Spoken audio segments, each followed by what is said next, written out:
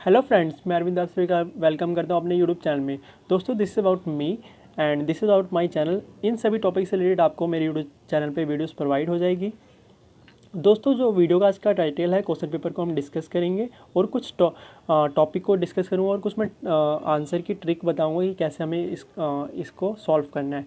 तो ये जो क्वेश्चन पेपर है 2018 का है और इसका टाइटल है BA political science honours. Subject title है international relation and global politics. Total time 3 hours होता है, मैक्सिमम मार्क्स आपका 100 होता है और इसमें किसी एक लैंग्वेज में आपको अटेंड करना होता है, हिंदी या इंग्लिश में, और टोटल 5 क्वेश्चन अटेंड करना होता है। हमें इस क्वेश्चन पेपर में आपको ये पता होगा अपने सिलेबस के बारे में। जो फर्स्ट क्वेश्चन है, हैंस मोर्गेनथौ के 6 सिद्धांत पर चर्चा करते हुए यथार्थवादी की मुख्य विशेषता।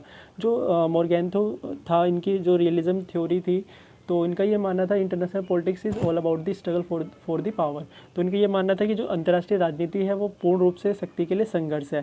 तो यथार्थवादी प्रिंसिपल्स ये कहते हैं कि जो स्टेट को खुद ही पावरफुल होना चाहिए, किसी के ऊपर डिपेंड नहीं होना चाहिए और अपनी पावर को इंक्रीज़ करना चाहिए। और इंटरनेशनल लेवल पे nobody is your friend, nobody is your enemies.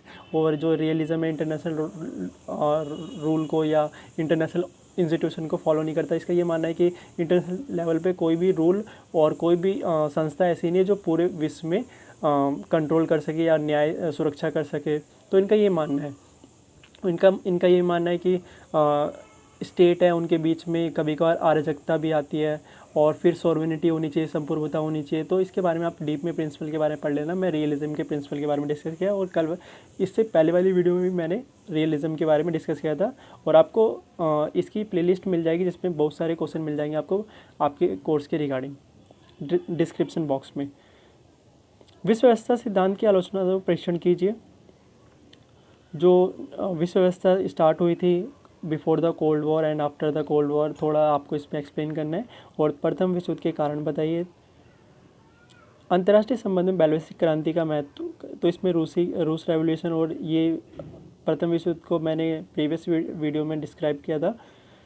शीत युद्ध के अलग अलग चरणों को उल्लेख कीजिए। तो इसके मूल रूप से 3 चरण है उनमें डिवाइड किया गया है। पहला है कोल्ड वॉर, क्यूबा मिसाइल संकट तक, एंड फिर उसके बाद इस तरीके से, मतलब कोरियाई संकट, अफगानिस्तान संकट, इसमें इन्होंने इसमें डिवाइड कर रखा है। तो आपको इस स्टेजों को एक्सप्लेन करना है। शीत युद्ध काल में बहुध्रुवीय शक्ति के केंद्र के उदय का विवेचना कीजिए। वैश्वीकरण शब्द का क्या अर्थ है? क्या वैश्वीकरण से सांस्कृतिक समानीकरण हुआ है? तो वैश्वीकरण को एक्सप्लेन करना और उसके सांस्कृतिक इम्पैक्ट पे बताना है। क्योंकि ग्लोबलाइजेशन आया तो संस्कृति, जैसे हमारे कुछ फेस्टिवल है फॉरेन में सेलिब्रेट किए जाते हैं और हम कुछ उनके ट्रेंड को अपना रहे हैं, जैसे कि मोमोज, पिज़्ज़ा, और वो कुछ हमारे ट्रेंड को अपना रहे हैं। तो सांस्कृतिक रूप से भी कुछ इम्पैक्ट पड़ा है। विश्व व्यापार संस्था का निर्माण के लिए उत्तरदायी कारक, तो वर्ल्ड ट्रेड ऑर्गेनाइजेशन के लिए क्यों से बनाया गया इंटरनेशनल वर्ल्ड ट्रेड ऑर्गेनाइजेशन का मूल रूप से ये कार्य होता है कि अंतर्राष्ट्रीय स्तर पे जो व्यापार है, व्यापार को ईजिली बनाया जाए और जो अंतर्राष्ट्रीय स्तर पे टैक्स को फिक्स किया जाए और ये देखा जाए कि जो बैलेंस ऑफ पेमेंट है सही है नहीं, क्योंकि कई देश भुगतान अपना सही समय पे कर रहे नहीं, और फिर ये अपनी ट्रेड की रिपोर्ट देता है कि इस साल किससे कितना रिपोर्ट हुआ, और अंतर्राष्ट्रीय स्तर पे व्यापार के नियम बनाना। तो मूल रूप से इसके कार्य होते हैं। तृतीय विश्व युद्ध के पश्चात लिए गए मुख्य गैर परमाणु प्रसार का उल्लेख कीजिए।